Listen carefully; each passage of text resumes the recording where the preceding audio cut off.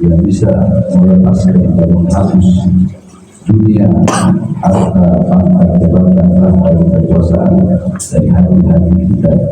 Jadi karena banyak daripada hati-hati kita masih contoh urusan-urusan dunia, urusan-urusan ketenaran, urusan-urusan kemasyhuran.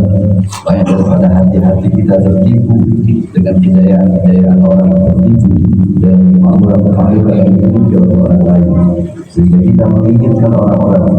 Jika kita melihat ada orang yang lebih, Allah berikan anugerah yang lebih, Allah berikan rezeki yang lebih, dan kita tertipu dengan kejayaan harta. Dan lihat orang banyak harta, orang rumahnya bagus, dia tertipu. Kapan saya bisa, kapan saya bisa seperti itu? Kapan berangan-angan? Kapan tertipu dengan kejayaan orang lain? Jangan pernah tertipu dengan kejayaan dan kemakmuran orang lain sebelum kau tahu bagaimana keadaan orang lain itu di akhirat. Apakah dia selamat atau dia tidak selamat? Apakah kau bisa menjamin? Apakah kau tahu bagaimana keadaan kelak di akhirat? Maka jika kau tidak tahu, maka jangan kau tertipu dengan keadaan orang-orang yang kelak di akhirat. Engkau tidak tahu apakah dia aman, apakah dia akan selamat dari azab siksa Allah Subhanahu wa taala.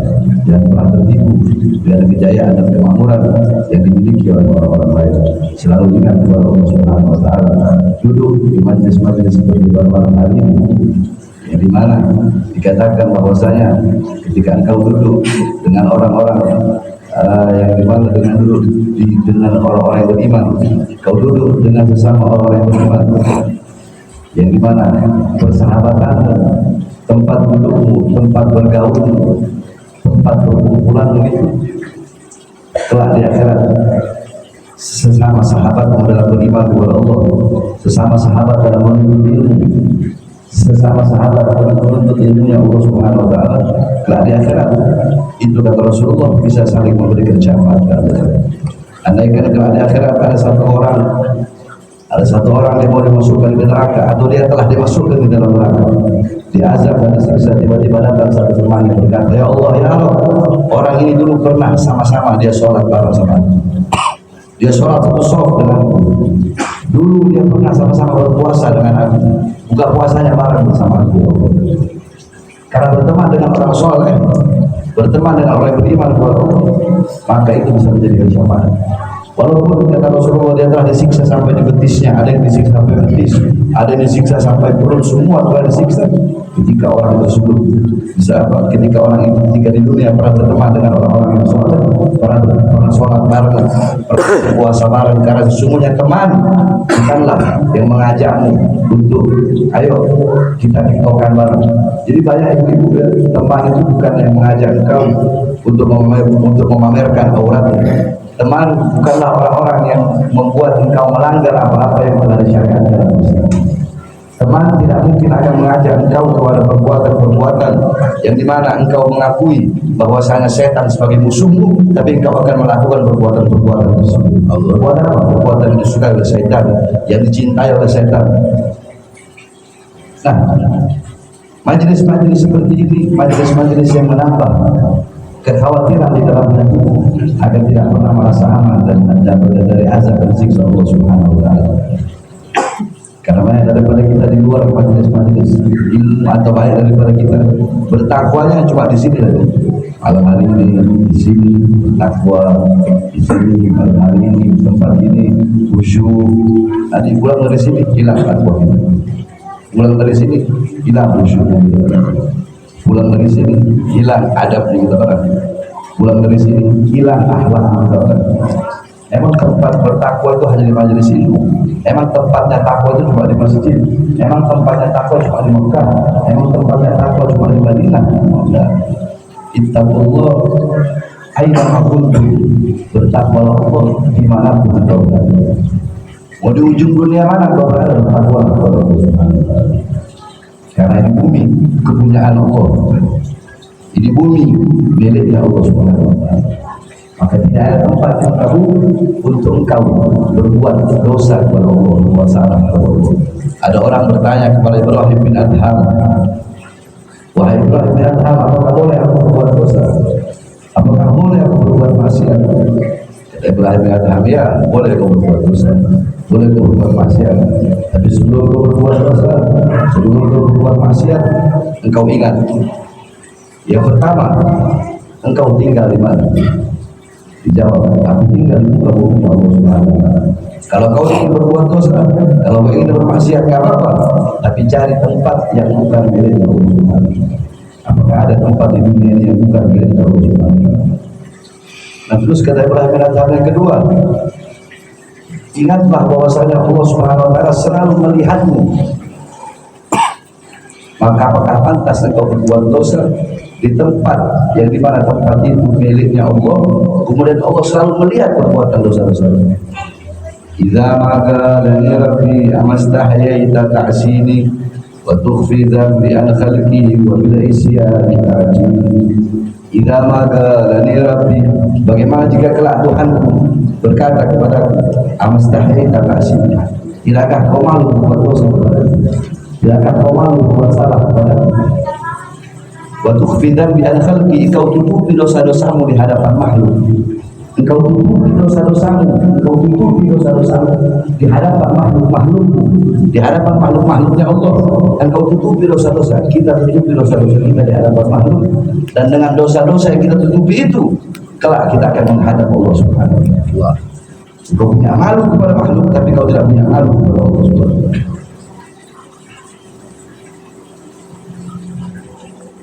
Engkau punya malu kepada makhluk, tapi kau tidak punya malu kepada Allah Subhanahu wa taala.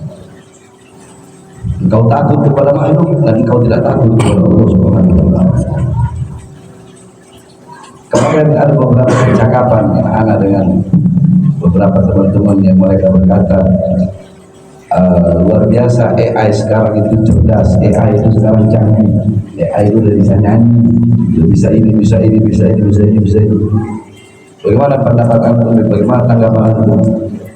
Anda bilang, anak tidak kagum dengan hal-hal yang seperti itu. Anak tidak kagum dengan kecerdasan AI, kecerdasan buatan. Tidak, anak tidak kagum. Anak selalu kagum kepada zat yang menciptakan otak-otak yang menciptakan AI. Siapa? Allah Subhanahu. Selain Allah, anak tidak kagum. Yang berilmu selain Allah adalah pencari ilmu. Yang tahu selain Allah itu hakikatnya adalah pencari yang tahu. Yang maha tahu hanyalah Allah Subhanahu wa taala. Bahkan di balik prasangka-prasangka kita, di balik ketidaksukaan kita, di balik kebencian kita kepada suatu perkara yang menimpa kita, kita benci kepada hal tersebut.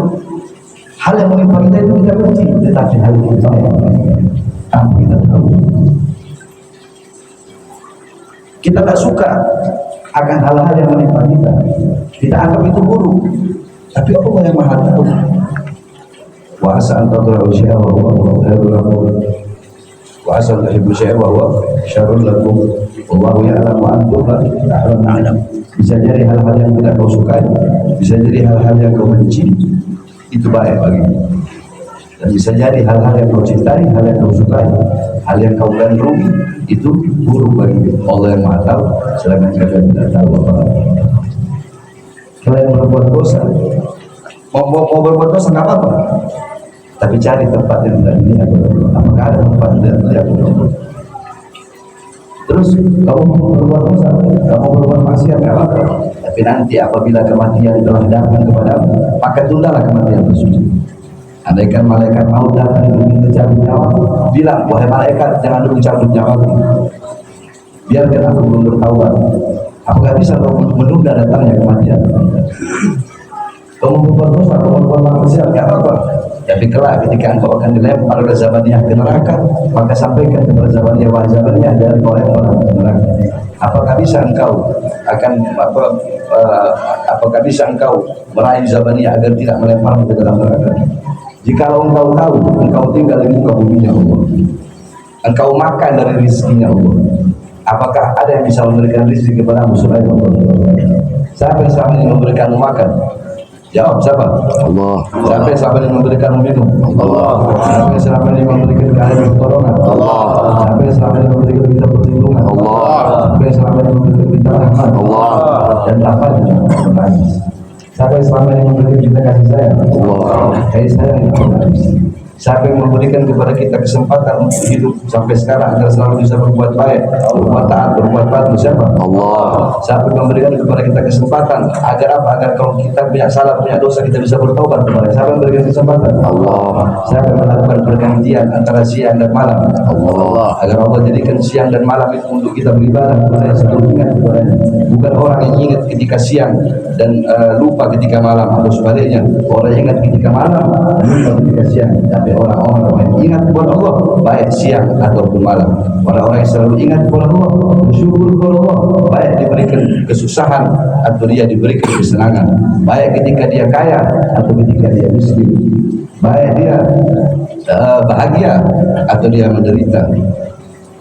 Apapun itu, mau dia bahagia, mau dia menderita, mau dia kaya, mau dia miskin, ya, apapun itu, apabila seseorang tersebut di hatinya diletakkan cahaya-cahaya ilmu Allah Subhanahu wa taala, diletakkan cahaya-cahaya yang tidak akan masuk kecuali di tempat yang bersih, kecuali di tempat yang telah ditentukan oleh Allah agar sesuatu tersebut masuk di dalamnya dan orang tersebut menjadi pemilik sesuatu yang mulia. Apa itu? Pemilik ilmu Allah Subhanahu wa taala. Jangankan para pemilik ilmu yang pastinya telah dipilih oleh Allah, orang-orang yang wukuf di Arafah saja diceritakan ada satu orang soleh, beliau wukuf itu hampir 100 kali wukuf di padang Arafah. Nah, wukufnya beliau 30 kali wukuf di padang Arafah. Satu kali waktu beliau berkata, ya Allah, wukufku yang ke-30 ini, wukufku yang pertama ya Allah untuk menggugurkan kewajiban. Wukufku yang kedua aku hadiahkan untuk bapakku. Wukufku yang ketiga aku hadiahkan untuk ibu. Nah, terus sisanya yang 27 ini aku hadiahkan untuk orang-orang yang wukuf di Arafah. Kemudian tiba-tiba dia tertidur sesaat, dalam tidurnya terdengar suara, apakah engkau akan berbuat baik kepada yang maha baik? Apakah engkau akan berbuat dermawan kepada yang maha dermawan? Ketahuilah, aku telah mengampuni dosa-dosa orang yang wukuf di Arafah ratusan ribu tahun sebelum aku ciptakan Arafah. Telah aku ampuni dosa-dosa kepada orang yang berwukuf di Arafah. Orang yang haji, orang yang wukuf itu orang yang tidak Allah. Maka bagaimana dengan orang-orang yang hatinya diletakkan oleh Allah cahaya yang bisa mengetahui tata cara untuk haji kepada Allah Subhanahu wa taala? Apa itu? Ilmu Allah Subhanahu wa taala. Maka ilmu dikatakan sesuatu yang tidak ada lebih mulia dari laisa syai'un a'azza min al-ilm. Tidak ada sesuatu yang lebih mulia, lebih agung selain daripada ilmu Allah Subhanahu wa taala. Oleh karena sang pemilik ilmu tersebut menjadi orang-orang yang mulia dan dimuliakan oleh Allah. Bahkan Allah memerintahkan hamba-hambanya untuk memuliakan sang para pemilik ilmu. Allah memerintahkan para rasulnya untuk memerintahkan kepada umatnya untuk berlaku mulia, berlaku berhati-hati terhadap para pemilik-pemilik ilmu.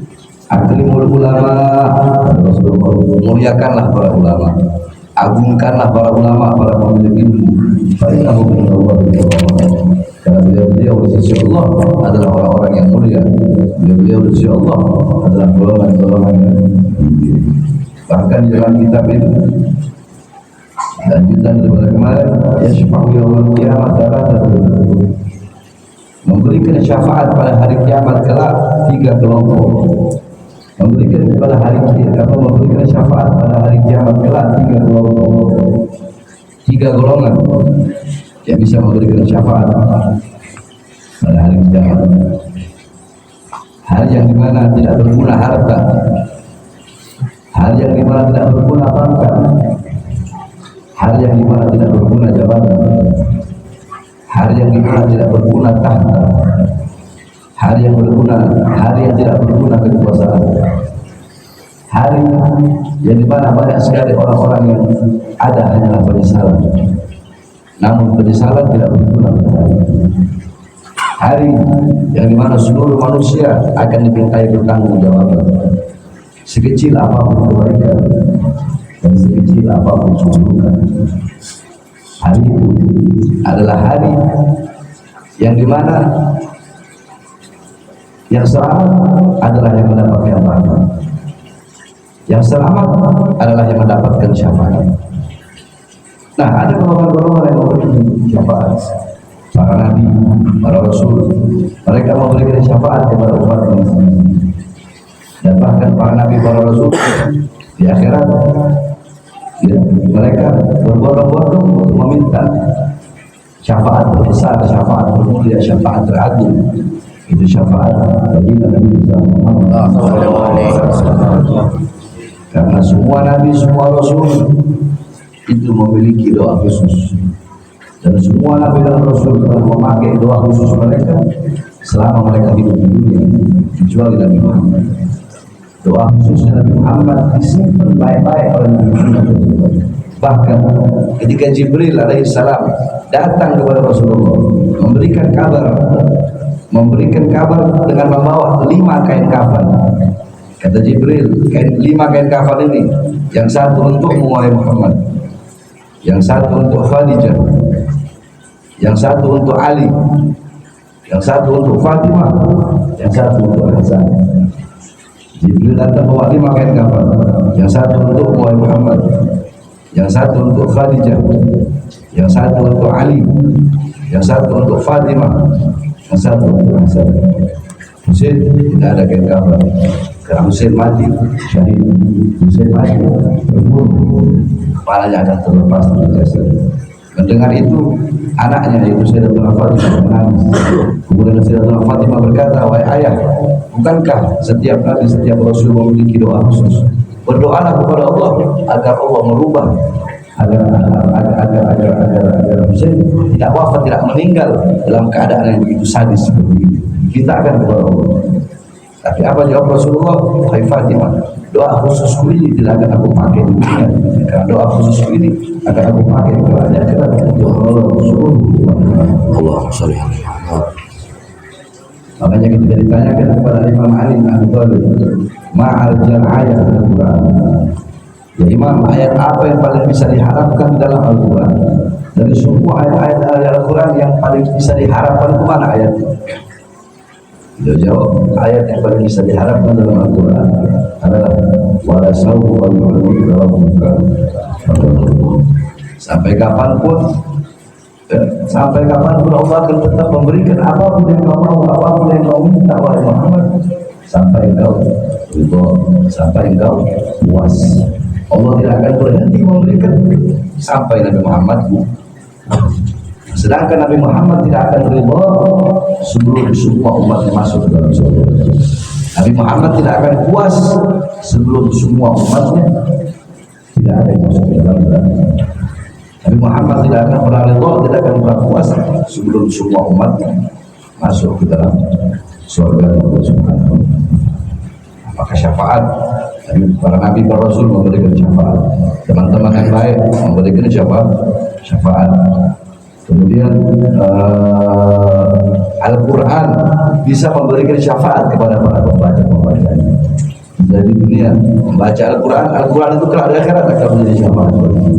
Al-Quran menjadi syafaat bagi pendengarnya, menjadi syafaat bagi penghafalnya, menjadi syafaat bagi orang-orang yang mengamalkan isi-isi yang ada dalam Al-Quran. Nah, di sini dikatakan ya yaumul kiamat satu, ya yang bisa memberi syafaat ya pada hari kiamat tiga kelompok, tiga golongan. Al-anbiya yang pertama adalah para nabi. Summal ulama, kemudian para ulama. Summa syuhada, kemudian para syuhada, orang yang mati syahid. Fa'adham bimartabatin yadalluhu syahadat. Ma'awalan fadl syahadat. Maka sungguh begitu mulia dan begitu agung martabat, derajat, kedudukan orang-orang yang berilmu yang Rasulullah letakkan derajatnya setelah para nabi. Bukan syuhada dulu baru para nabi, kemudian para ulama. Karena apa? Karena di akhirat ketika ditimbang loh, kenapa ulama posisi kedua, syuhada posisi ketiga? Berarti ulama derajatnya lebih mulia daripada syuhada. Sampai kelak di akhirat ketika yuzan ditimbang